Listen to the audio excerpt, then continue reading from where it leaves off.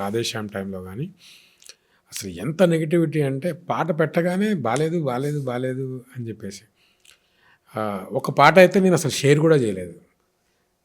నిన్నటి రవినే నువ్వు రేపటి శశివే నువ్వు నేనంటూ వెళ్ళాకే నువ్వు వస్తావు పైకే, నేను అస్తమించే సూర్యుడిని, నేను వెళ్ళాకే నువ్వు వస్తావు చందమామలాగా పైకి అని. సో ఈ లిరిక్స్ ఎవరికి అర్థమవుతాయో లేదు, ఎందుకు వచ్చిన గొడవ అసలు అని చెప్పి అసలు ఆ పాట నేను షేర్ కూడా చేయలేదు. బట్ సినిమా రిలీజ్ అయిన తర్వాత ఆ పాట చాలా బాగుందని చాలామంది చెప్పారు. అంటే నేను ప్రభాస్ ఫ్యాన్ అండి, డైహార్డ్ ఫ్యాన్. ప్రభాస్ నుంచి వాళ్ళు స్టేజ్ మీద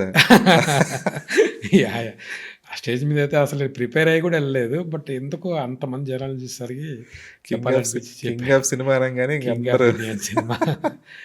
సో అలాంటిది నా ఫేవరెట్ హీరో ఎలా ఉండాలి నాకు ఉంటుంది కదా. ఆ సినిమా అలాంటి సినిమా కాదు, ప్యూర్ లవ్ స్టోరీ. మనం అక్కడ ఇంట్రో సాంగ్లు అవన్నీ పెట్టలేము. సో ఇప్పుడు సూర్యుడేలో కూడా కథ చెప్పాల్సి వచ్చింది.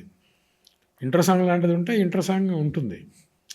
సో హీరో గొప్పతనం గురించి చెప్పడం అవన్నీ చేస్తాం. బట్ మనకు అక్కడ ఆ సందర్భం అలా లేదు.